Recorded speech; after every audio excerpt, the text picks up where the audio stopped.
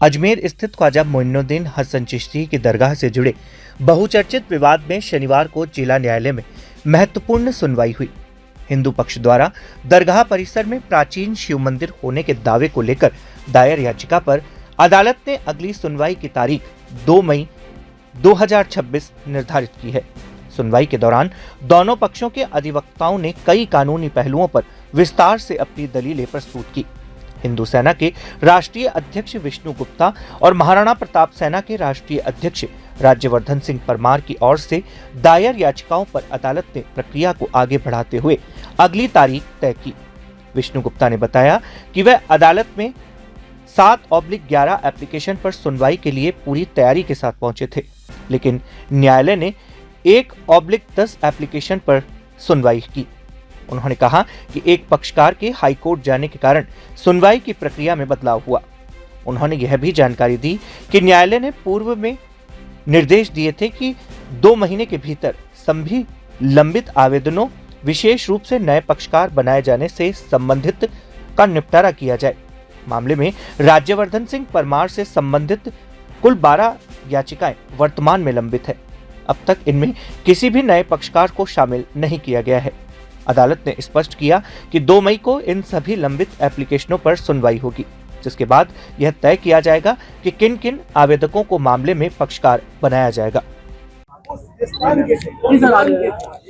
आज संकट मोचन बनाम महादेव मंदिर मामले में सुनवाई हुई।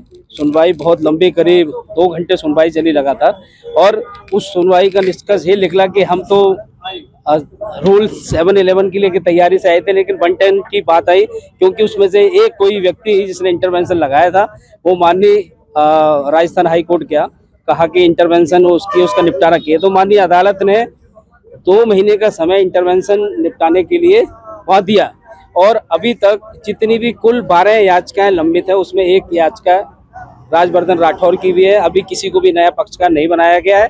2 मई को सबका निपटारा होगा, जिसमें राजवर्धन राठौर की भी एक याचिका भी, कोई नया पक्षकार नहीं। और हम चाहते हैं जल्द से जल्द जो इंटरवेंशन की याचिकाएं हैं उनका निपटारा हो, उसके बाद 7/11 की सुनवाई हो, सुचारू रूप से अदालत की कार्रवाई चालू रहे, और जल्द ही सारी दुनिया में सच्चाई पता चले कि दरगाह नहीं, ये भगवान संकट मोचन का मंदिर है, जिसे तोड़कर यहाँ दरगाह बनाई गई। आज जो हमारी याचिका महाराणा प्रताप सेना जिसके राष्ट्रीय अध्यक्ष राज्यवर्धन सिंह परमार के द्वारा यहाँ लगाई गई थी, उस याचिका को स्वीकृत होने के बाद से एक तथाकथित व्यक्ति महाराष्ट्र से चलकर यहाँ आता है और एंटी सोशल एलिमेंट्स है, असामाजिक अपमानजनक, असंसदीय, गैर कानूनी भाषा में इस्तेमाल वीडियो में करता है, जो वीडियो माननीय अदालत ने आज देखी, और वीडियो चलाई गई माननीय अदालत में, और अदालत में माननीय सुनवाई के दौरान माननीय न्यायालय ने अजमेर के एसपी साहब को आदेशित किया है, ऑर्डर किया है उस वीडियो को चलाने के बाद। और उस वीडियो को चलाने के बाद ही देखा गया कि किस तरह से कोर्ट को, माननीय न्यायाधीश को, जो उन्होंने पिछली बार आदेश किया था, उसमें ऐसी अपमानजनक, अश्लील, गैर कानूनी, भद्दी भाषा का इस्तेमाल किया गया, जिससे आम जनमानस में न्यायपालिका, न्याय की लोकप्रियता, न्याय के प्रति विश्वासयोग्यता का खंडन होता है। इसीलिए उसने एसपी साहब अजमेर को तुरंत आदेशित किया गया, और वहाँ लोकल पुलिस स्टाफ के सभी लोग जो डिप्टी एसपी उपस्थित थे उनको आदेशित किया गया वो शीघ्र ऐसे व्यक्ति के खिलाफ कठोर कानूनी कार्रवाई करें। इस संबंध में हमने एप्लीकेशन 10 रूल्स 1 CPC 151 के तहत लगाई थी, तो इससे कंटेम्प्ट ऑफ कोर्ट भी साबित होती है, और न्यायालय के प्रति और आम जनता में जो न्याय के प्रति भावना पैदा होती है वो भी आहत होती, वो नहीं होना चाहिए। Access to justice for all, न्याय सबको मिलना चाहिए। और लगातार हम लोग कहते आए हैं कि अजमेर शरीफ दरगाह नहीं, पवित्र शिव जी का मंदिर है, हिंदू मंदिर है। उन सभी साक्ष्यों पर भी, उन अपनी याचिकाओं पर भी माननीय अदालत गंभीरतापूर्वक विचार कर रही है। अगली तारीख 2 मई इसमें निश्चित की। मैं इस केस को पहले से ही, शुरुआत से ही फॉलो कर रहा हूं, और इस केस को फॉलो करते करते फिर मेरे को भी लगा, तो मैंने भी कुछ जांच की, तो मुझे एक वेबसाइट मिली, वेबसाइट में भी उसका साक्ष्य मिला, और हमारे पूर्वज भी बताते थे, मेरे पापा, मेरे दादाजी और बुआ जी वगैरह जो बड़े हैं हमारे घर में, वो बताया करते थे कि अपने वहाँ पे अपने पूर्वज पूजा करते थे शिव दरगाह के नीचे जो शिव मंदिर है उसमें, और प्रॉपर पूजा करते थे। इसीलिए उनकी उपाधि थी, घड़ियाली उपाधि थी। घड़ियाली उपाधि दी जाती थी। आज भी पेपरों में, दरगाह के पेपरों में घड़ियाली उपाधि है, पर उनको कोई और पूजा कर रहा है और धर्म के लोग पूजा कर रहे हैं। ये चीज़ें अभी जांच का विषय है।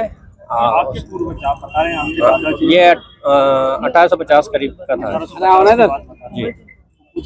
अब मेरे परदादा जी जो हैं वो नतमल जी तिवारी हैं और उनके पापा तब संपूर्ण जीवन काल में पूजा करते थे और वो 17 वर्ष की आयु तक पूजा करते थे। उसके पश्चात वो आर्य समाजी हो गए थे। महर्षि दयानंद जी उस समय आए थे अजमेर शहर में, तो उनके प्रभावित होकर उन्होंने आर्य समाज ज्वाइन कर लिया था और परदादा जी ने किसी और को संभलाया था। ये अपने ही धार्मिक में ये मंदिर संभला दिया था। वो चीज़ बाकी आगे जांच का विषय है। अभी मैंने केवल एज गवाह पे जो वेबसाइट में मैंने देखा है उस चीज़ को